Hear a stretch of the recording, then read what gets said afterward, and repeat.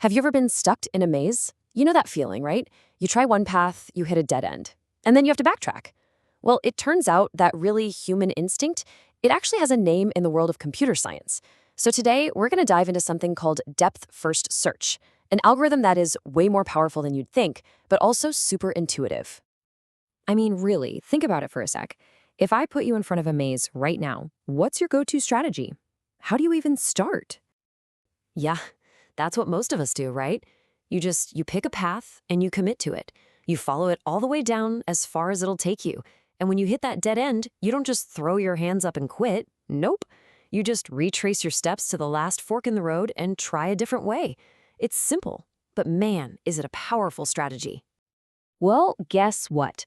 That exact strategy, that very human way of exploring a maze, has a fancy name in computer science.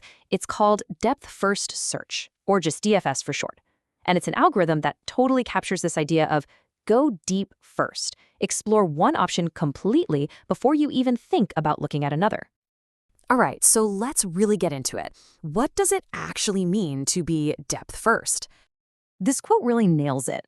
DFS is all about depth. It's laser-focused. It goes all in on one single path, exploring it to the absolute very end before it even glances at other options. It's kind of like this tenacious, single-minded approach to just exploring. Okay, so mazes are a great starting point, a perfect analogy, really. But in the world of computer science, DFS is actually used on something called a graph. And hey, don't let the word graph throw you off. It's just a bunch of points, we call them nodes, that are connected by lines, which we call edges.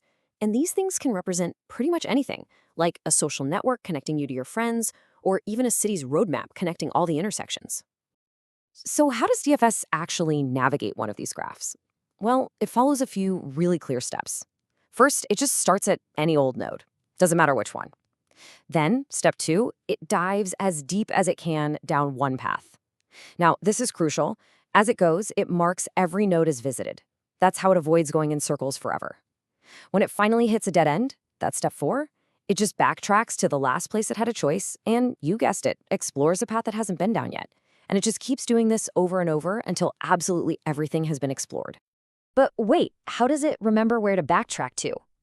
This is the clever part. It uses something called a stack. And the best way to think of a stack is, well, like a stack of plates. You can only put a new plate on the top, and you can only take a plate off the top. DFS does the exact same thing, but with breadcrumbs. Every time it gets to a junction and has to make a choice, it drops a breadcrumb on top of the stack. When it hits a dead end, it just pops that top breadcrumb off to know exactly where its last choice was. Simple, right? Last one in is the first one out. Okay, and to keep everything straight, DFS uses this really cool coloring system. Think of it like a traffic light for exploring. If a node is white, it means we haven't even seen it yet.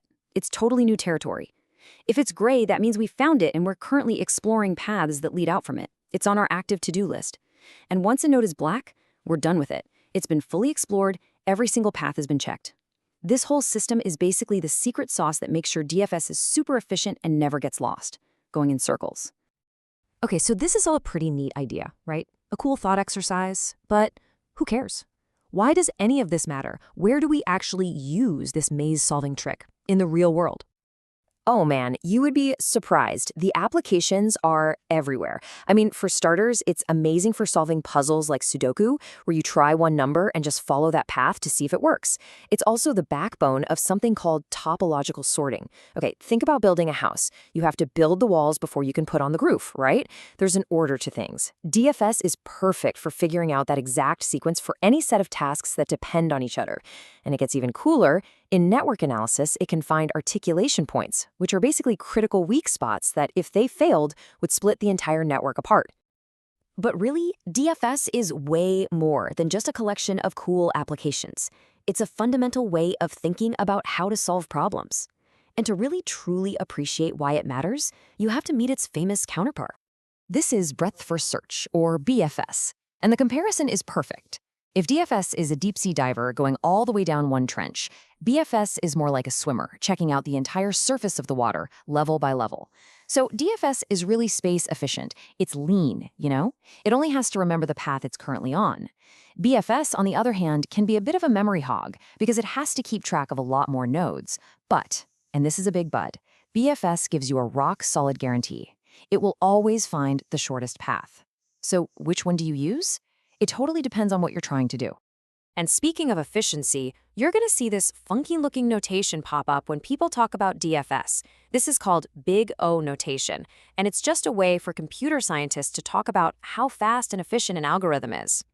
So what on earth does O of V plus E actually mean? Well, let's break it down.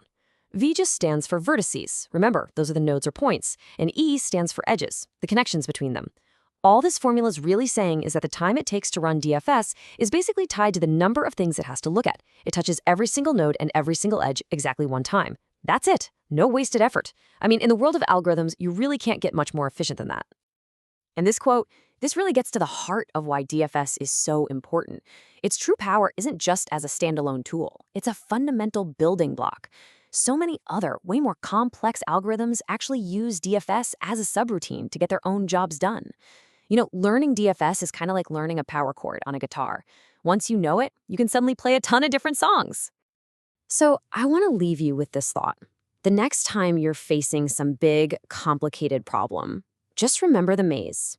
That simple idea, just go deep and then backtrack when you have to. It's not just a way to find your way out of a puzzle.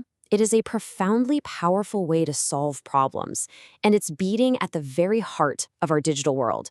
So, what other complex problems out there could be cracked with just this simple, elegant approach?